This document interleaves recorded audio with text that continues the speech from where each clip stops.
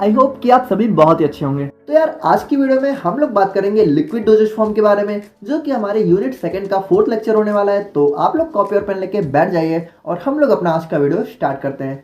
तो बात करें हम लोग यहाँ पे लिक्विड डोजेज फॉर्म के बारे में, तो देखो यार हमारी जो भी दवाएं हैं, ठीक है, यानी जो भी हमारी दवाएं हैं, मेडिसिन हैं, जो यहाँ पे लिक्विड के फॉर्म में होती हैं, यानी कि जो हमारा सिरप हो गया, ठीक है, आई ड्रॉप्स, ईयर ड्रॉप्स और जो इंजेक्शंस होते हैं, तो यार ये जो भी है जो लिक्विड के फॉर्म में होता है, ठीक है, वही हमारा लिक्विड डोजेज फॉर्म होता है। देखो डोजेज फॉर्म को हम लोगों ने देखा था ना, डोजेज फॉर्म सिंपली हमारा क्या होता है, हमारी मेडिसिन होती हैं और उसके आगे अगर लिक्विड लग गया, यानी कि जो मेडिसिन हमारी लिक्विड के फॉर्म में होंगी वो हमारे लिक्विड डोजेज फॉर्म के अंदर आ जाती हैं। अब इसकी डेफिनेशन को हम लोग समझना चाहें तो लिक्विड डोजेज फॉर्म हमारी इंटरनल और एक्सटर्नल दोनों यूज के लिए बनी होती हैं, ठीक है। और इनको यहाँ पे कैसे प्रिपेयर किया जाता है, तो जो हमारा एपीआई होता है, यानी कि जो हमारा एक्टिव फार्मास्यूटिकल इंग्रेडिएंट होता है, उसको यहाँ पे एक्वस या फिर नॉन एक्वस सॉल्वेंट में मिला के हम लोग जो है अपनी लिक्विड डोजेज फॉर्म को प्रिपेयर करते हैं। अब देखो यार, अगर आप लोगों ने हमारा डोजेज फॉर्म वाला लेक्चर नहीं देखा है, ठीक है, तो उसको आप लोग देख लेना, तभी आप लोगों को आज की वीडियो ज़्यादा अच्छे से समझ में आएगी, क्योंकि आज की वीडियो पूरी हमारी एपीआई और एक्सिपिएंट्स पे बेस होने वाली है।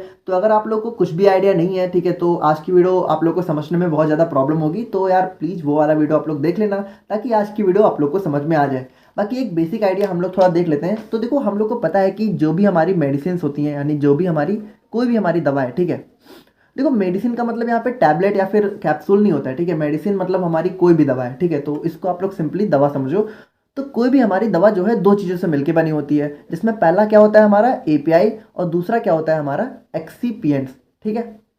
तो एपीआई क्या होता है, एपीआई होता है हमारा एक्टिव फार्मास्यूटिकल इंग्रेडिएंट, यानी कि वो हमारा होता है मेन ड्रग जो यहाँ पे दवा के अंदर हमें असर दिखाता है, ठीक है। और एक्सीपिएंट्स क्या होता है, एक्सीपिएंट्स हमारे अदर इंग्रेडिएंट्स होते हैं, ठीक है, जो हमारी दवा के साथ मिले होते हैं, जिसकी वजह से हमारी जो दवा होती है उसकी डोजेज फॉर्म डिसाइड होती है। यानी बात करें तो एक्सीपिएंट्स अगर यहाँ पे सॉलिड है, ठीक है, तो हमारी दवा जो है टैबलेट या फिर कैप्सूल के फॉर्म में हमें देखने को मिलेगी। अगर एक्सीपिएंट्स हमारा यहाँ पे लिक्विड है, तो दवा हमें यहाँ पे सिरप या फिर इंजेक्शन या फिर जो है आई ड्रॉप्स, ईयर ड्रॉप्स, इन सब के फॉर्म में देखने को मिलेगी। और अगर एक्सीपिएंट्स हमारा यहाँ पे सेमी सॉलिड है, तो दवा हमें यहाँ पे जो है क्रीम या फिर ऑइंटमेंट के फॉर्म में देखने को मिलेगी।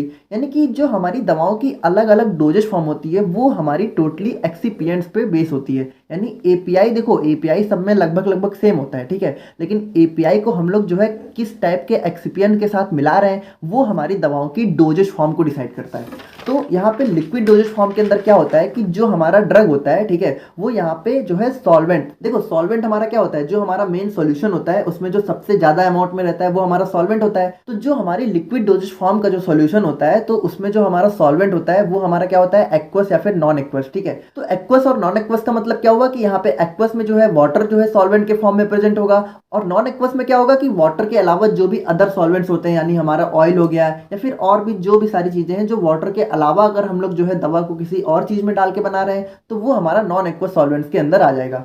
तो आई होप कि यार आप लोग समझ रहे होगे। देखो मैं फिर बोल रहा हूँ कि अगर आप लोगों ने डोजेज फॉर्म नहीं देखा है तो बहुत कंफ्यूज हो गए, और अगर देख लिया है तो डेफिनेटली समझ में आ रहा होगा। देखो लिक्विड डोजेज फॉर्म आप लोग सिंपली समझो यार, जो हमारा सिरप है और आई ड्रॉप है तो क्या है, लिक्विड है ना, तो बस वही लिक्विड डोजेज फॉर्म है, सिंपल।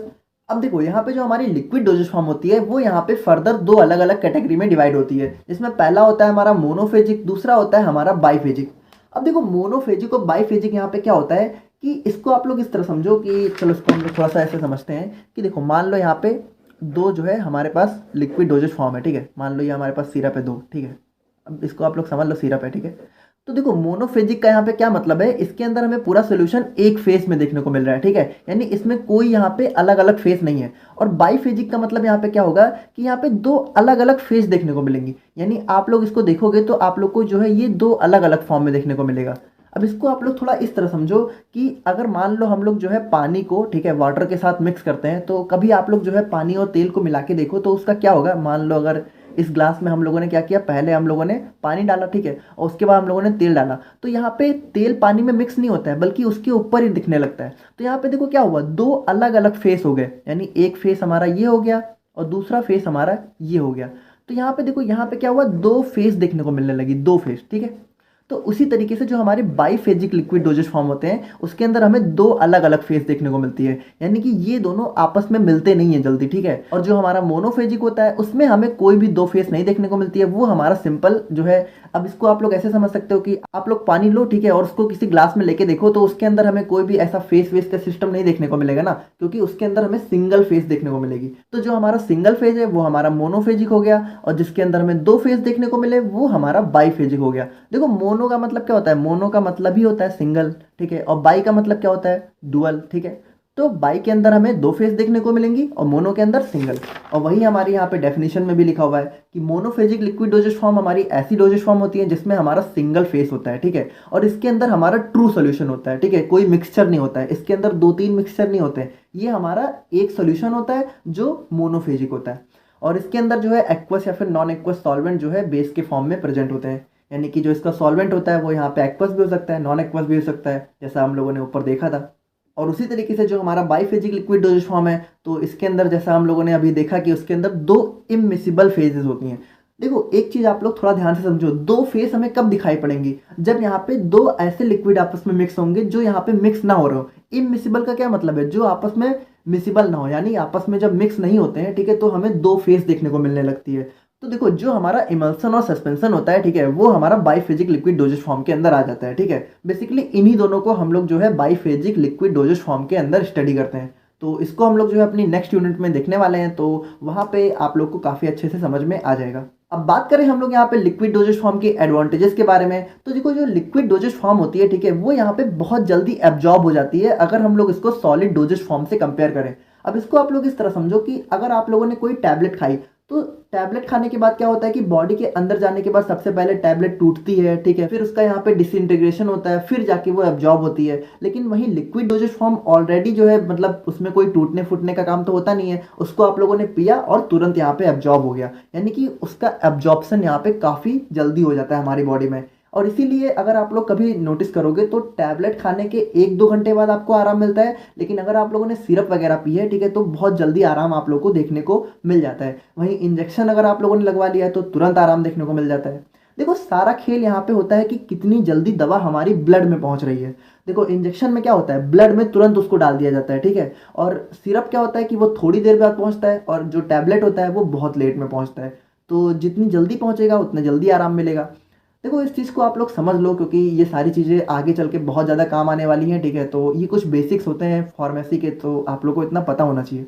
और बात करें हम लोग यहाँ पे सेकंड एडवांटेज की, तो जो हमारे लिक्विड डोजेज फॉर्म होती है उनको यहाँ पे स्वेलो करना भी बहुत आसान होता है। देखो स्वेलो का मतलब क्या होता है, निगलना। देखो आप लोग को पता है यार कि हम लोग टैबलेट खाते हैं तो काफ़ी थोड़ा ऑड सा लगता है, ठीक है, लेकिन अगर वहीं पे हम लोग जो है सिरप पे रहे हैं तो वो आराम से हम लोग जो है निगल लेते हैं, ठीक है, पानी के साथ। तो वही है यहाँ पे, ठीक है। और अगर थर्ड एडवांटेज की बात करें तो इसमें जो लार्ज डोज होती है, ठीक है, अगर मान लो कोई दवा है, ठीक है, उसकी बहुत ही लार्ज डोज हमें चाहिए तो वो यहाँ पे बहुत ही आसानी से एडमिनिस्टर्ड हो जाती है। देखो एडमिनिस्ट्रेशन का मतलब क्या होता है, जब हम लोग दवा को खाते हैं तो उसको यहाँ पे फार्मेसी में एडमिनिस्ट्रेशन के नाम से हम लोग जानते हैं, ठीक है। तो इस वर्ड को आप लोग जो है अपने दिमाग में बैठा लो, क्योंकि हमेशा आप लोग को सुनने को मिलने वाला है, ठीक है।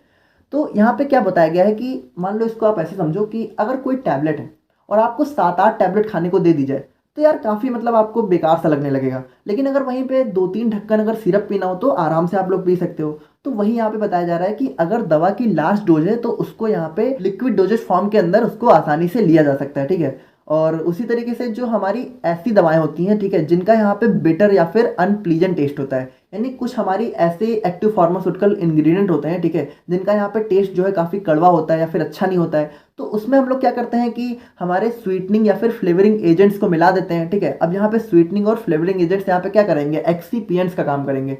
तो इन दोनों को मिक्स करके हम लोग जो है इसके टेस्ट को यहाँ पे हाइड कर सकते हैं, ठीक है। और उसी तरीके से हम लोग बात करें अपने फिफ्थ एडवांटेज की, तो देखो यहाँ पे जो चिल्ड्रन और ओल्ड एज्ड पेशेंट होते हैं, यानी कि जो हमारे बच्चे होते हैं या फिर जिनकी उम्र यहाँ पे बहुत ज़्यादा होती है, यानी कि जो हमारे दादा दादी होते हैं, ठीक है, तो उनके लिए यहाँ पे लिक्विड डोजेज फॉर्म यहाँ पे मोस्ट सुटेबल डोजेज फॉर्म होती है। ऐसा क्यों होता है, क्योंकि आप लोग इसको बहुत ही बेसिकली समझ सकते हो यार कि जो हमारे जैसे छोटे बच्चे हो गए तो उनको यहाँ पे टैबलेट खिलाओ तो यार वो लोग बहुत ही मुश्किल से खाते हैं, ठीक है, ज़्यादातर टाइम जो है वो लोग नहीं खाते हैं, ठीक है। तो यहाँ पे क्या होता है कि यार उनके लिए जो लिक्विड डोजेज फॉर्म है वो बहुत अच्छी रहती है, क्योंकि सिरप वो लोग बहुत ही आराम से पी लेते हैं। अब यहाँ पे जो ज़्यादातर सिरप होते हैं उनका टेस्ट भी यहाँ पे काफ़ी अच्छा होता है, तो जो हमारे छोटे बच्चे होते हैं या फिर जो ओल्ड एज पेशेंट होते हैं वो आसानी से उसको पी लेते हैं, ठीक है। और अब बात करें हम लोग यहाँ पे लिक्विड डोजेज फॉर्म की डिसएडवांटेजेस के बारे में, तो जो हमारी लिक्विड डोजेज फॉर्म होती हैं, ठीक है, वो यहाँ पे सॉलिड के कंपेयर में बहुत ही लेस स्टेबल होती हैं। अब इसको आप लोग इस तरह समझो कि आप लोग अगर पानी लो, ठीक है, और उसको खुले में बाहर रख दो, तो यार आप लोग कितने दिन तक वो सेफ रहेगा? 1 दिन, 2 दिन, 3 दिन के बाद उसके अंदर जो है बैक्टीरियल ग्रोथ होना स्टार्ट हो जाती है। तो ये प्रॉब्लम जो है लिक्विड के साथ बहुत ज़्यादा होती है। तो जो लिक्विड डोजेज फॉर्म होती हैं, ठीक है, तो उनकी जो टाइम ड्यूरेशन होती है, यानी कि उनका जो एक्सपायरी होता है वो बहुत जल्दी हो जाता है, ठीक है, अगर हम लोग जो है उसको सॉलिड डोजेज फॉर्म से कंपेयर करें।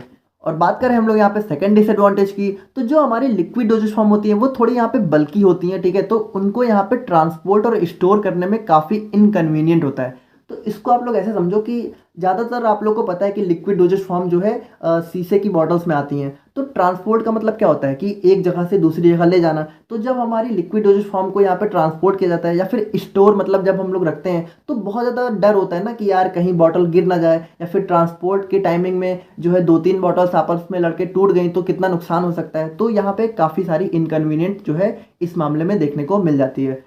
और वहीं बात करें हम लोग यहाँ पे थर्ड डिसएडवांटेज की, तो जो लिक्विड डोजेज फॉर्म होता है, ठीक है, जैसा हम लोगों ने यहाँ पे देखा था, तो इसके अंदर माइक्रोबियल कंटामिनेशन बहुत जल्दी होने लगता है, स्पेशली इन एक्वस प्रिपरेशन, यानी कि ऐसी प्रिपरेशन जिसमें यहाँ पे पानी के साथ जो है लिक्विड डोजेज फॉर्म को फॉर्मुलेट किया गया है, उसके अंदर तो माइक्रोबियल कंटामिनेशन के चांस बहुत ज़्यादा बढ़ जाते हैं, ठीक है। तो ये सारे कुछ डिसएडवांटेजेस होते हैं। और उसी तरीके से इसके अंदर जो है इनएक्यूरेसी भी होती है, यानी कि इसको आप लोग ऐसे समझो कि मान लो आप लोग टैबलेट खा रहे हो, तो आज अगर आप लोगों ने एक टैबलेट खाई तो कल भी एक ही टैबलेट खाओगे, यानी उसके अंदर हमें एक्यूरेसी बहुत अच्छी देखने को मिल रही है। लेकिन अगर हम लोग बात करें यहाँ पे लिक्विड डोजेज फॉर्म की, तो अगर इसको आप लोग ऐसे समझो कि सिरप अगर आप लोग एक ढक्कन पी रहे हो, तो उस एक ढक्कन में भी कभी जो है ढक्कन पूरा भर गया, ठीक है, कभी थोड़ा बचा रह गया, तो यहाँ पे इनएक्यूरेसी हो जाती है, यानी एकदम एक्यूरेट डोज नहीं रहती है। तो ये सारे थे कुछ हमारे एडवांटेजेस और disadvantages of liquid doses form. अब हम लोग आते हैं अपने आज के मेन टॉपिक पे, जो कि है हमारा excipients used in the formulation of liquid doses form. अब देखो ये टॉपिक बहुत ही ज़्यादा इंपॉर्टेंट है और एग्जाम में आपको ये 10 नंबर में देखने को मिलने वाला है, ठीक है। अगर 10 नंबर में नहीं तो 7 नंबर में ये क्वेश्चन आप लोग को डेफिनेटली मिलेगा, तो इसको आप लोग थोड़ा अच्छे से देखना। और देखो इसीलिए मैं बोल रहा हूँ कि अगर आप लोगों ने डोजेज फॉर्म वाला लेक्चर नहीं देखा है तो ये वाला टॉपिक आप लोग को समझ में नहीं आएगा, क्योंकि ये पूरा यहाँ पे एक्सिपिएंट्स पे बेस है। तो एक्सिपिएंट्स अगर आप लोग को नहीं पता है, ठीक है, तो आप लोग वहाँ जाके पहले देख लो। तो देखो यार, जैसा कि हमें पता है कि एक्सिपिएंट्स हमारे ऐसे सब्सटेंस होते हैं, ठीक है, जिनको यहाँ पे दवाओं की फॉर्मुलेशन में यूज तो किया जाता है, लेकिन उनका खुद का कोई थेरापेटिक इफेक्ट नहीं होता है। यानी कि बात करें तो जो हमारी दवा होती है उसके अंदर जो इफेक्ट करने का काम होता है, यानी दवा को जो असर दिखाने का काम होता है, वो हमारा कौन कर रहा होता है? एपीआई, यानी कि जो हमारा मेन ड्रग होता है। एक्सिपिएंट्स क्या करता है? वो बस यहाँ पे जो है अपना सपोर्ट करता है, ठीक है। तो उसी को हम लोग यहाँ पे देखने वाले हैं कि एक्सिपिएंट्स यहाँ पे किस किस तरीके से जो है हमारी दवाओं में बहुत ज़्यादा हेल्पफुल होता है, ठीक है। तो जो हमारी लिक्विड डोजेज फॉर्म होती है, तो स्पेशली इसके अंदर हमारे बहुत सारे एक्सिपिएंट्स यहाँ पे यूज किए जाते हैं, ठीक है। तो उन्हीं सबको हम लोग आज की वीडियो में देखने वाले हैं।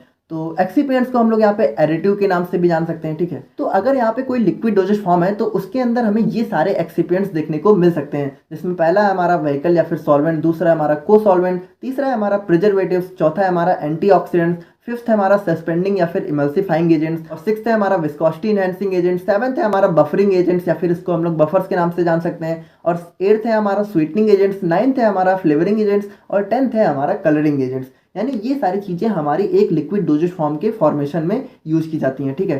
तो सबसे पहले हम लोग बात करें यहाँ पे व्हीकल या फिर सॉल्वेंट की, तो ये हमारी लिक्विड डोजेज फॉर्म का सबसे मेजर कंपोनेंट होता है, ठीक है। यानी ये हमारी किसी भी लिक्विड प्रिपरेशन का सबसे मेन एक्सिपिएंट्स होता है, यानी जो हमारा एक्टिव फार्मास्यूटिकल इंग्रेडिएंट होता है, ठीक है, उसको हम लोग इसी के अंदर डिजॉल्व करके अपनी लिक्विड डोजेज फॉर्म को प्रिपेयर करते हैं। अब इसको आप लोग इस तरह समझो कि हमारा जो है कोई भी डोजेज फॉर्म है, ठीक है, तो यहाँ पे हमारा क्या है? लिक्विड डोजेज फॉर्म है, ठीक है।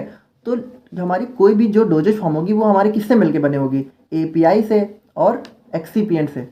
तो जो यहाँ पे मेन एक्सिपिएंट्स होगा वो यहाँ पे क्या होगा? वो यहाँ पे होगा व्हीकल, ठीक है, लिक्विड के अंदर। क्योंकि लिक्विड के अंदर क्या होगा, मान लो इसको आप लोग ऐसे समझ सकते हो कि ये हमारा यहाँ पे व्हीकल है, ठीक है, और इसके अंदर हम लोगों ने अपना मेन एपीआई डिजॉल्व किया और हमारा क्या प्रिपेयर हो गया? Liquid doses form. यानी ये हमारा जो है मेन एक्सिपिएंट्स है, जिसकी वजह से हमारी लिक्विड डोजेज फॉर्म प्रिपेयर हो रही है।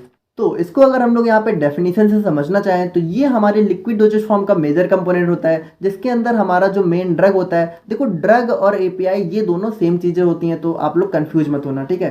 यानी इसके अंदर जो हमारा मेन एपीआई होता है या फिर मेन ड्रग होता है, और जो भी अदर एक्सिपिएंट्स होते हैं, यानी जिनको हम लोगों ने यहाँ पे देखा था, जो हमारे colouring agents, flavouring agents, preservatives, वो सारी चीज़ें यहाँ पे इसी के अंदर जो है डिजॉल्व होती हैं, ठीक है। और ये हमारी लिक्विड प्रिपरेशन के फॉर्मुलेशन में यूज किया जाता है, और ये यहाँ पे एक्वस भी हो सकता है, ठीक है, और ऑयली भी हो सकता है, जैसा हम लोगों ने देखा था।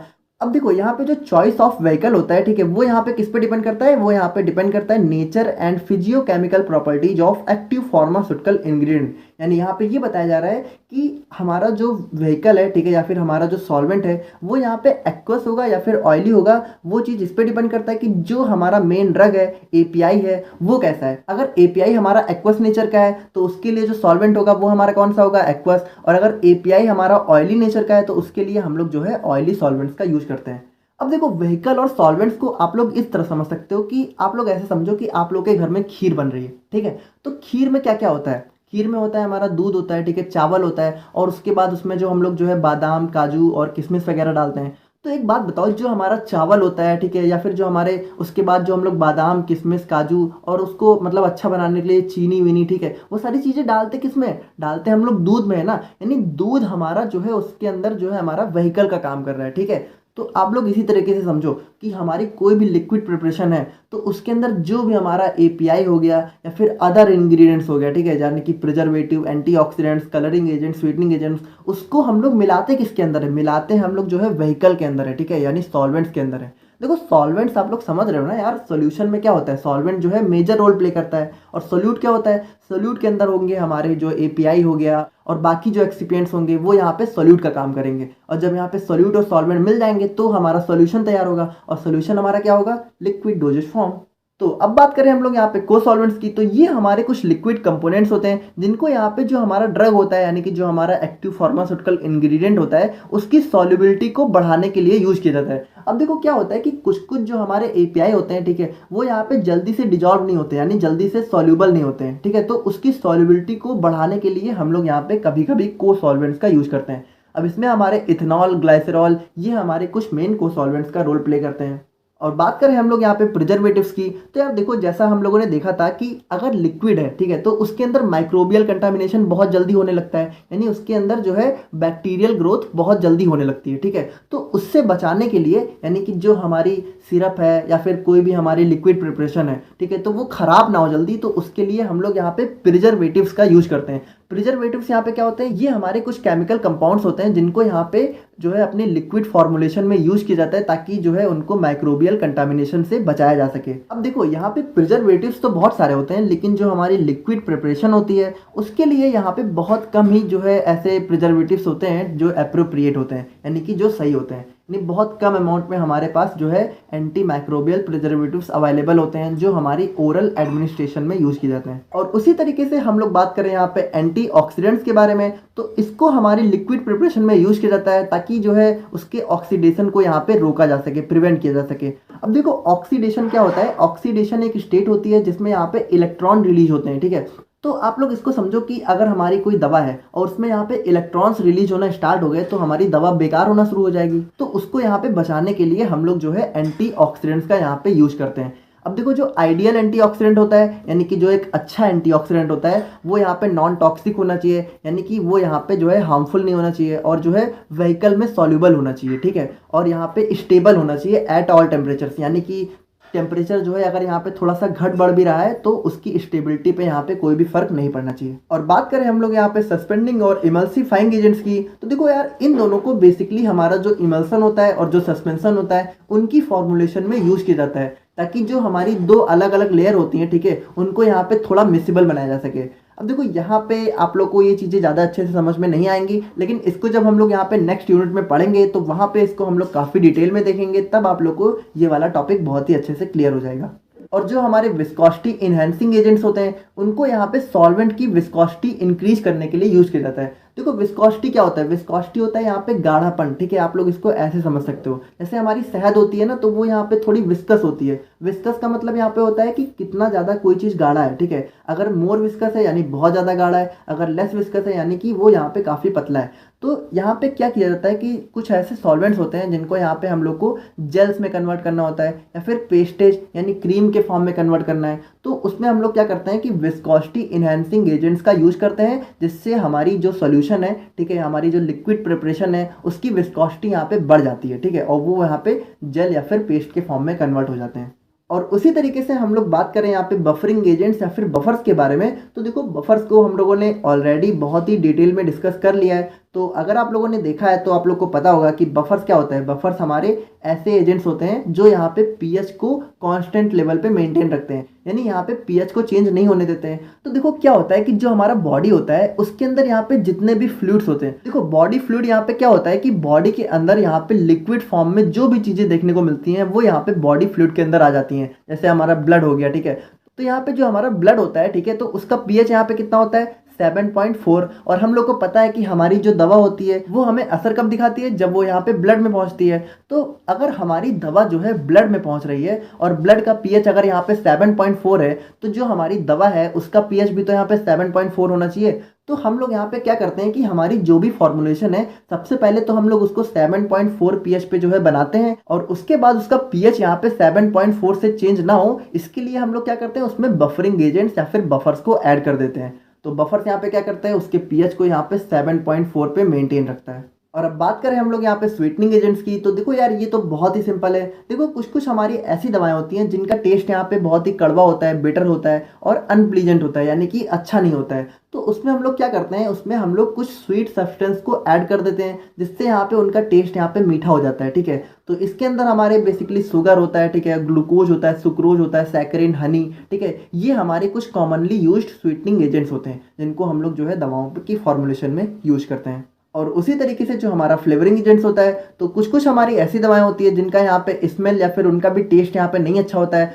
तो उसमें हम लोग क्या करते हैं अलग अलग फ्लेवर्स को ऐड कर देते हैं। अब यहाँ पे एप्पल, जिंजर, क्लोव, रोज, ऑरेंज, ये हमारे कुछ कॉमनली यूज्ड फ्लेवरिंग एजेंट्स में आ जाते हैं। और फाइनली हम लोग बात करते हैं अपने लास्ट एक्सिपिएंट्स की, जो कि है हमारा कलरिंग एजेंट्स। तो कलरिंग एजेंट्स यहाँ पे क्या करते हैं कि यहाँ पे कुछ कुछ ऐसी प्रिपरेशन होती हैं, यानी कुछ कुछ हमारी ऐसी दवाएं होती हैं, ठीक है, जिनका कलर यहाँ पे बहुत ही भद्दा सा होता है, ठीक है। तो यहाँ पे उसकी अपीयरेंस को अच्छा करने के लिए, यानी कि उसको अच्छा दिखाने के लिए और उसकी एक्सेप्टेंस को बढ़ाने के लिए हम लोग कलरिंग एजेंट्स का यूज करते हैं। अब देखो इसको आप लोग ऐसे समझो कि जैसे हमारा जो छोटे बच्चे होते हैं तो उनको यहाँ पे कुछ मतलब जैसे रेड कलर हो गया, येलो कलर हो गया, ग्रीन कलर हो गया, इन सारे टाइप के कलर ज़्यादा पसंद आते हैं, ठीक है। अगर हम लोग कंपेयर करें यहाँ पे स्किनी या फिर ब्राउन कलर से, तो यहाँ पे जो हमारी छोटे बच्चों की फॉर्मेशन होती है तो उसमें बेसिकली आप लोग देखे होंगे कि आप लोग को ज़्यादातर ऑरेंज या फिर रेड कलर के सिरप देखने को मिलेंगे। तो यहाँ पे जो हमारे लिक्विड प्रिपरेशन होते हैं, ठीक है, उनकी एक्सेप्टेंस को बढ़ाने के लिए और उनके अनप्लीजेंट अपीयरेंस को मास्क करने के लिए यानी हाइड करने के लिए हम लोग कलरिंग एजेंट्स का यूज करते हैं। तो सबसे पहले हम लोग यहाँ पे समझते हैं कि सॉल्युबिलिटी क्या होती है। तो देखो सॉल्युबिलिटी का मतलब होता है कि जो हमारा सॉल्यूशन है, ठीक है, तो हम लोग को पता है सॉल्यूशन किससे मिलकर बना होता है, सॉल्यूट और सॉल्वेंट से। तो सॉल्वेंट क्या होता है, जो ज़्यादा अमाउंट में होता है, और सॉल्यूट यहाँ पे क्या होता है, लेस अमाउंट में होता है। तो जो हमारा सॉल्यूट है, ठीक है, वो यहाँ पे हमारे सॉल्वेंट में कितनी अच्छे से डिजॉल्व है वो हमारी सॉल्युबिलिटी को दर्शाता है, ठीक है। यानी कि जो हमारा सॉल्वेंट है उसमें यहाँ पे सॉल्यूट कितनी अच्छे से सॉल्युबल है वही हमारी सॉल्युबिलिटी होती है। और वही यहाँ पे डेफिनेशन में भी लिखा हुआ है कि मैक्सिमम अमाउंट ऑफ सॉल्यूट, यानी कि जितना ज़्यादा अमाउंट ऑफ सॉल्यूट यहाँ पे हमारे सॉल्वेंट में डिजॉल्व हो सकता है वही उसकी सॉल्युबिलिटी कहलाती है। अब देखो जो हमारी लिक्विड डोजेज फॉर्म होती है, यानी कि जो हमारी लिक्विड प्रिपरेशंस होती हैं, उसमें कभी कभी होता क्या है कि हम लोग को पता है कि लिक्विड डोजेज फॉर्म यहाँ पे कैसे प्रिपेयर होती है, जब हम लोग एक्टिव फार्मास्यूटिकल इंग्रेडिएंट या फिर एपीआई को जब हम लोग सॉल्वेंट में डिजॉल्व करते हैं तो हमारी लिक्विड डोजेज फॉर्म यहाँ पे प्रिपेयर होती है। तो देखो कभी कभी क्या होता है कि ये जो हमारा एपीआई है, ठीक है, ये यहाँ पे सॉल्वेंट में अच्छे से डिजॉल्व नहीं होता है, ठीक है, यानी कि अच्छे से मिक्स नहीं होता है। और जब यहाँ पे अच्छे से मिक्स नहीं होगा तो हमारा जो लिक्विड डोजेज फॉर्म तैयार हुआ है वो यहाँ पे जल्दी खराब हो सकता है, या फिर हो सकता है कि हमारी जो डोजेज फॉर्म है वो प्रिपेयर ही ना हो, ठीक है। जब मिलेगा ही नहीं तो यहाँ पे कैसे प्रिपेयर होगा। तो यहाँ पे जब हमें ऐसा केस देखने को मिलता है जब हमारा एपीआई यहाँ पे सॉल्वेंट में डिजॉल्व नहीं होता है अच्छे से, तो उसमें हम लोग क्या करते हैं, कुछ टेक्निक्स का यूज करते हैं, ठीक है, जिससे यहाँ पे जो हमारा एपीआई है वो हमें सॉल्वेंट में अच्छे से डिजॉल्व होता हुआ देखने को मिल सके। अब इसको आप लोग बिल्कुल ऐसे समझो कि आप लोग को पता है कि देखो मान लो अगर वाटर है, ठीक है, और ऑयल है, तो आप लोग बिल्कुल ऐसे सिंपल समझो कि मान लो हमारा वाटर यहाँ पे सॉल्वेंट का काम कर रहा है, ठीक है। यानी कि मान लो ये हमारी लिक्विड डोजेज फॉर्म हमें प्रिपेयर करनी है और ये हमारा वाटर है, ठीक है। अब मान लो जो हम लोग इसमें एपीआई मिला रहे हैं, ठीक है, एपीआई वो हमारे यहाँ पे ऑयल है, ठीक है, मान लो ऑयली नेचर का है। तो अब आप लोग को पता है कि पानी में तेल मिलता नहीं है, ठीक है। तो क्या होगा कि जब हम लोग यहाँ पे ऑयल वाले एपीआई को यानी कि अपने ड्रग को इस वाले सॉल्वेंट में डिजॉल्व करेंगे जो कि वाटर नेचर का है, तो यहाँ पे मिक्स ही नहीं होगा और हमारी डोजेज फॉर्म प्रिपेयर ही नहीं होगी। तो यहाँ पे ऐसे सब्सटेंस को मिक्स करने के लिए जो यहाँ पे जल्दी से मिक्स नहीं होते, हम लोग सॉल्युबिलिटी इन्हांसमेंट टेक्निक्स का यूज करते हैं। देखो सॉल्युबिलिटी इन्हांसमेंट यानी कि सॉल्युबिलिटी को बढ़ाने के लिए हम लोग जो भी टेक्निक्स का यूज करते हैं वो हमें इसके अंदर देखने को मिलती है। तो इसके अंदर बेसिकली हमें पार्टिकल साइज रिडक्शन देखने को मिलता है, सरफेक्टेंट होता है, ठीक है, पीएच एडजस्टमेंट होता है, को सॉल्वेंसी होता है, सॉल्ट फॉर्मेशन होता है, ठीक है। तो ये सारी कुछ टेक्निक्स हमें यहाँ पे देखने को मिलती है। तो इन्हीं सबको हम लोग यहाँ पे एक एक करके थोड़ा डिटेल में समझ लेते हैं। तो सबसे पहली टेक्निक होती है हमारी पार्टिकल साइज रिडक्शन। तो देखो जैसा इसका नाम है, यहाँ पे हम लोग क्या करते हैं कि जो हमारा यहाँ पे सोल्यूट होता है, ठीक है, यानी कि जो हमारा एपीआई होता है, अगर वो यहाँ पे मान लो थोड़े बड़े साइज में, ठीक है, तो उसको सॉल्वेंट में डिजॉल्व करने में प्रॉब्लम होगी। तो हम लोग क्या करते हैं, उसका साइज यहाँ पे रिड्यूस कर देते हैं। अब देखो इसको आप लोग बहुत ही सिंपली ऐसे समझो कि मान लो हमारा यहाँ पे कोई सोल्यूशन है, ठीक है, मान लो ये पानी है, ठीक है, और इसमें अगर हम लोग यहाँ पे नमक को मिलाते हैं, ठीक है, यानी हमारा NaCl यानी कि जो हमारा नमक होता है, ठीक है, तो आप लोग को पता है नमक के पार्टिकल्स यहाँ पे बहुत ही छोटे छोटे होते हैं, तो वो यहाँ पे पानी में तुरंत मिल जाते हैं। लेकिन अगर वहीं हम लोग यहाँ पे पानी में चीनी को मिलाएं, ठीक है, यानी शुगर को हम लोग अगर मिलाएं, तो शुगर के पार्टिकल यहाँ पे थोड़े बड़े बड़े होते हैं, तो इनको मिलाने में हमें टाइम लगता है, ठीक है, मिक्स होने में टाइम लगता है। यानी कि जितना पार्टिकल साइज छोटा होता है उतनी जल्दी से पार्टिकल हमारा सॉल्वेंट में डिजॉल्व हो जाता है। तो इसीलिए क्या होता है कि मान लो हमारा जो एपीआई है, ठीक है, अगर वो यहाँ पे बहुत ही बड़ा बड़ा है, ठीक है, यानी कि उसके पार्टिकल साइज यहाँ पे बहुत बड़े हैं, तो हम लोग उसको क्या करते हैं, छोटे छोटे पार्ट्स में यहाँ पे ब्रेक कर देते हैं। यानी कि पार्टिकल साइज उसका क्या करते हैं, रिड्यूस कर देते हैं। रिड्यूस मतलब क्या होता है, छोटे छोटे पार्ट्स में ब्रेक कर देना। और उसके बाद क्या होता है कि जब हम लोग यहाँ पे इसको सॉल्वेंट में डिजॉल्व करते हैं तो वो यहाँ पे आसानी से डिजॉल्व हो जाता है। तो वही चीज़ यहाँ पे लिखी हुई है कि जो हमारा सरफेस एरिया होता है और जो हमारा पार्टिकल साइज होता है वो एक दूसरे के इन्वर्सली प्रोपोर्शनल होते हैं। यानी कि अगर हमारा पार्टिकल साइज घटेगा तो सरफेस एरिया बढ़ेगा, या फिर पार्टिकल साइज बढ़ेगा तो सरफेस एरिया यहाँ पे कम हो जाएगा। तो देखो जितना ज़्यादा यहाँ पे सरफेस एरिया होगा उतनी ही जल्दी हमें ड्रग डिजॉल्व होने को देखने को मिल जाएगा, जैसा हम लोगों ने देखा नमक और चीनी वाले एग्जाम्पल में। तो इसमें जो हमारी सेकेंड टेक्निक है वो है हमारी सरफेक्टेंट या फिर सरफेस एक्टिव एजेंट्स।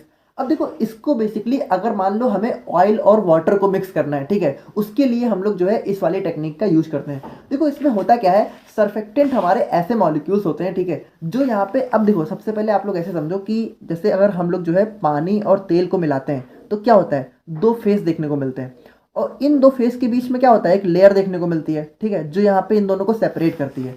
अब आप लोग इसको घर में एक्सपेरिमेंट करके देख सकते हो। ऑयल को जब आप लोग यहाँ पे वाटर में मिक्स करोगे, ठीक है, तो हमें दो अलग अलग लेयर देखने को मिलेंगी। तो ये जो लेयर होती है, लेयर, ठीक है, इसको हम लोग क्या कहते हैं, इंटरफेशियल टेंशन, ठीक है, इसको बेसिकली हम लोग यहाँ पे इंटरफेशियल टेंशन कहते हैं। तो यहाँ पे जो हमारे सरफेक्टेंट होते हैं, सरफेक्टेंट, ठीक है, ये हमारे ऐसे मॉलिक्यूल्स होते हैं जो यहाँ पे इसके अंदर मिक्स होके इसको रिड्यूस करने का काम करते हैं। यानी कि जो जो लेयर है हमारी जिसकी वजह से ऑयल और वाटर सेपरेट हो रहे हैं, मिक्स नहीं हो रहे हैं, इसको यहाँ पे रिड्यूस करता है, यानी कि कम करने का काम करता है। तो इसको क्या करता है कि धीरे धीरे जब यहाँ पे लेयर रिड्यूस होने लगती है तो धीरे धीरे क्या होता है कि ये लेयर यहाँ पे गायब होना शुरू हो जाती है और वाटर और ऑयल यहाँ पे एक दूसरे पे मिक्स होने लगते हैं। तो इसके लिए बेसिकली यहाँ पे सरफेक्टेंट का हम लोग यूज करते हैं। ये हमारे एक ऐसे एजेंट्स होते हैं जो यहाँ पे ऑयल और वाटर को मिक्स करते हैं। और बात करें हम लोग यहाँ पे पीएच एडजस्टमेंट की, तो देखो जो हमारे ज़्यादातर ड्रग्स होते हैं, यानी कि ज़्यादातर जो हमारा एपीआई होता है वो या तो वीक एसिडिक नेचर का होता है या फिर वीक बेसिक नेचर का होता है। तो जो इनकी सॉल्युबिलिटी है, यानी कि अगर कोई ड्रग हमारी वीक एसिड है और वीक बेस है और यहाँ पे जो हमारा सॉल्वेंट है उसमें अच्छे से डिजॉल्व नहीं हो रही है, तो हम लोग अपने सॉल्वेंट के पीएच को चेंज करके यहाँ पे इसकी सॉल्युबिलिटी को इंक्रीज कर सकते हैं। अब देखो इसको कैसे आप लोग समझ सकते हो कि मान लो यहाँ पे हमारी कोई ड्रग है, ठीक है, ये हमारा एपीआई है और ये हमारा जो है वीक एसिडिक नेचर का है।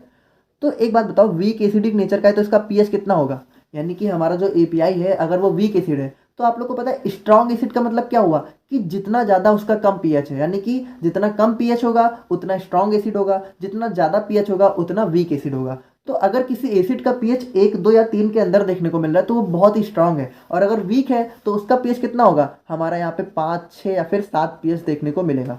तो अगर मान लो जो हमारा सॉल्वेंट है, ठीक है, उसका पीएच यहाँ पे मान लो जो है 1 है, 2 है या फिर मान लो 12 है, 13 है, तो इसमें हम लोग जो है क्या करते हैं कि पीएच को जो है इसी के हिसाब से एडजस्ट कर देते हैं। यानी कि जो हमारा सॉल्वेंट है, ठीक है, उसके भी पीएच को हम लोग यहाँ पे अपने एपीआई के हिसाब से एडजस्ट कर देते हैं। तो इसके पीएच को भी हम लोग जो है मेंटेन कर देंगे किसमें, 5, 6 या फिर 7 में। तो अब क्या होगा कि पीएच दोनों का सेम हो गया, तो ये यहाँ पे आसानी से इसमें आके मिक्स हो जाएगा।